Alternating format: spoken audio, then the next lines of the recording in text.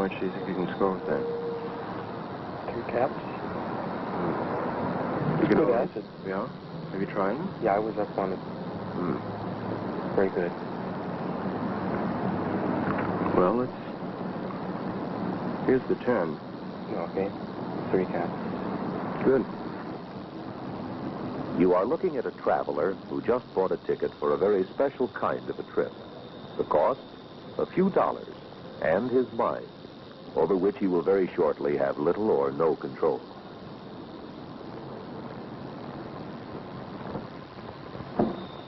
Now, most of his preparations have been made, and he's just about ready to go.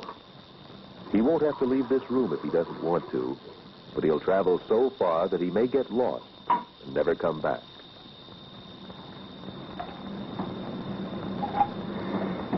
Transportation to the fantastic and frightening territory of inner space, courtesy of the most powerful mind-altering drug ever discovered. Destination unknown, courtesy of LSD-25.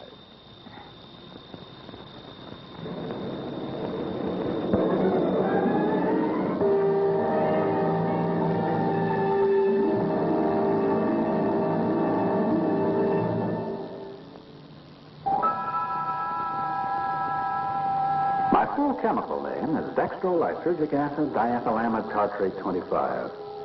But as everyone knows, I'm called LSD for short, though I'm also called acid, and by some highly unflattering names by those who wish I'd never been discovered. Right now, some 200 micrograms of my substance have just entered his body.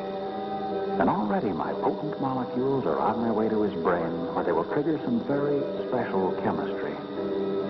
And in just a few minutes now, I will show him glimpses of distorted beauty, or tumble him into a terrifying private hell. But at just this moment, neither he nor I know the direction or destination of the trip we're about to take together. Round, round, out of your mind. You think you're seeing things, I know you're blind. A million bright colors explode in your head. Today you're just high, tomorrow you're dead. Round, round, round, round. Round, out of your mind. That's right. And as you might imagine, not all of the people who know about me approve of what I am or what I do.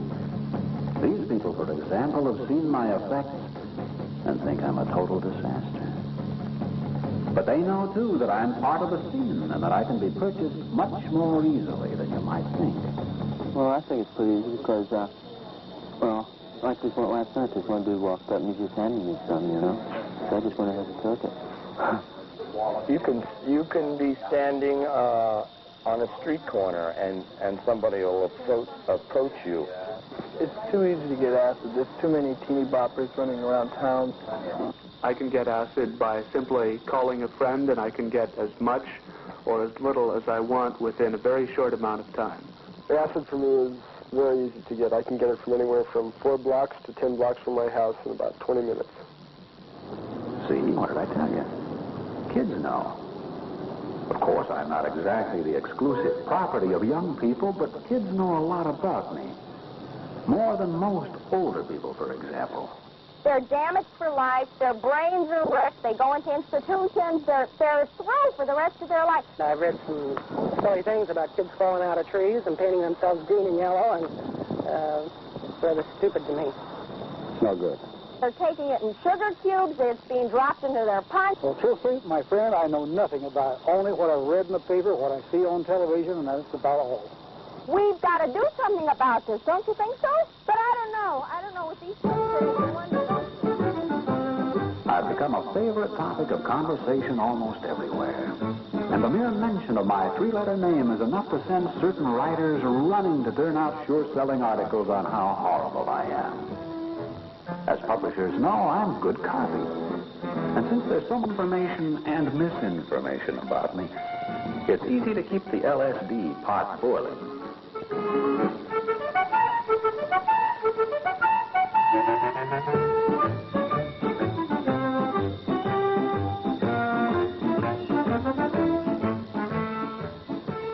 Well, that sort of thing is Bad for my image, as the advertising people say. Sensational, sure, fire in the paperbacks, but so much of it lacks the saving virtue of truth. There hasn't been a case reported yet where I poisoned anyone.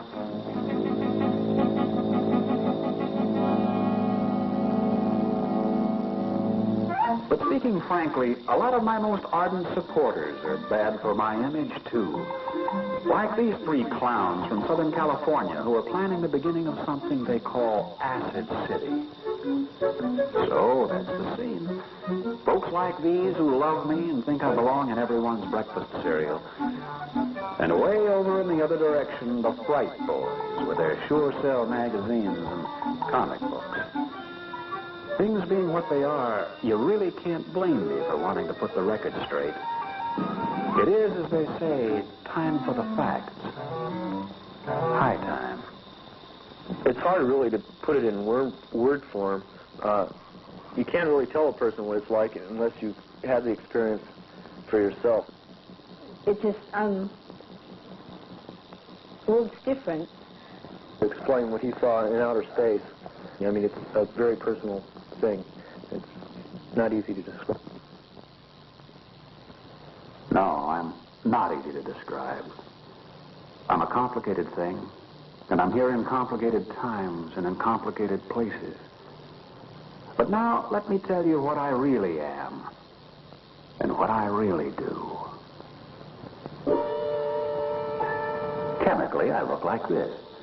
Atoms of oxygen linked with carbon, nitrogen, and hydrogen. Much more complicated than some people seem to think. In fact, the slightest change in my chemical structure may result in profound changes in my potency, as certain black market amateur chemists have found out. Actually, I'm not very spectacular to look at. I'm colorless, odorless, and tasteless. In fact, I'm a kind of a nothing. But I'm one of the most powerful nothings that ever came down the chemical road. Just one of my drops can be enough for 500 average doses. I'm so powerful that I exert an effect in doses smaller than such potent drugs as strychnine or cyanide. My discoverer found that out back in 1943 when he accidentally inhaled a microscopic speck of me and then took to his bed with hallucinations. How can I tell you how really powerful I am? The head of a pin can hold enough of me to send a room full of people out of their minds. A dose for one, the point of a pin holds plenty for a solo trip. 20 doses can be put under a stamp. An eyedropper can contain enough for 10,000 doses. I'm measured in millionths of a gram, called micrograms or gammas. So tiny that even the precision laboratory scales like this can't begin to measure me accurately. I can be either liquid or solid, and the black market chemists who make me package me in capsules and tablets of various sizes and shapes, though almost always they add something else to give me bulk and color. One convenient technique is to drop me onto a sugar cube, where I remain until used. This is where I have my effect. In the mind, that 7 inches of inner space between the root of the nose and the back of the head. It is, on all accounts, man's most prized possession, and in many ways, his most complicated. I'm like a depth charge here among the brain's 12 billion cells. But it's one of my most perplexing secrets that no one really knows yet how I work. Some have suggested that I affect the midbrain, the brain's computer, and prevent it from regulating signals from the eyes and the ears and the other sense organs. But while there's much uncertainty about how I work, there is no uncertainty about what I can do.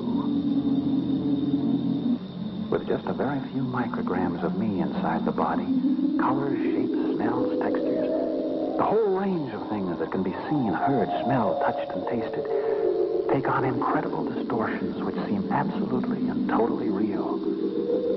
With just a few micrograms of me, all sorts of hallucinations are possible. I couldn't see anything except colors, and I thought, well, you know, this is supposed to be reality, but it wasn't. It wasn't anything except just things that weren't objects. You know, after a while, you don't know who you are, and you don't know who the other person is happening, and it's happening so fast, and you can't stop it, and you just can't do anything. You just have to... The most dangerous act can look attractive and easy to accomplish, because I can make those sparkling lights look colorful and inviting. A moving tapestry which can beckon and lure a traveler to join them.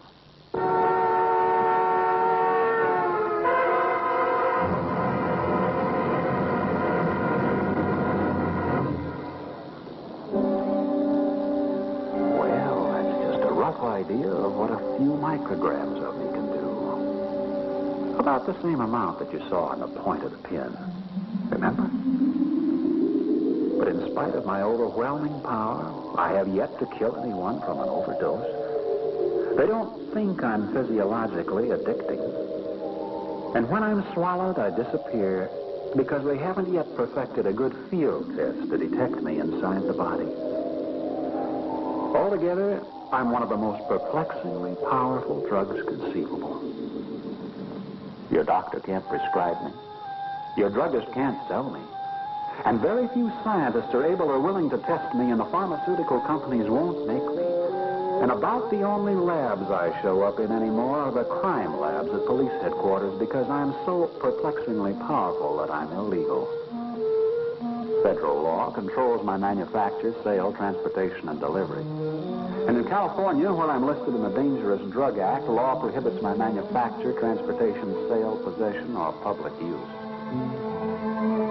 So very often I wind up here, tagged as evidence along with other illegal drugs like heroin and opium and marijuana and bennies and goofers and yellow jackets and crystal and the rest.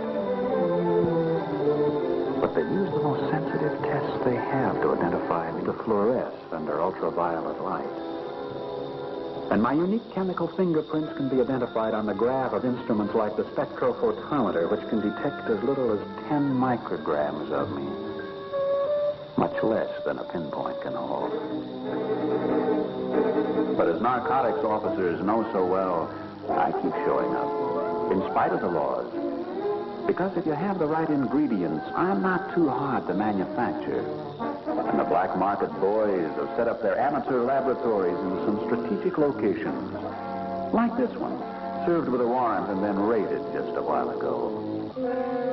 Amateur acid, made in amateur labs by amateur chemists. When I'm compounded in dirty labs like this, it isn't surprising that I'm often contaminated with other substances, and that my quantity is unpredictable. 200 micrograms?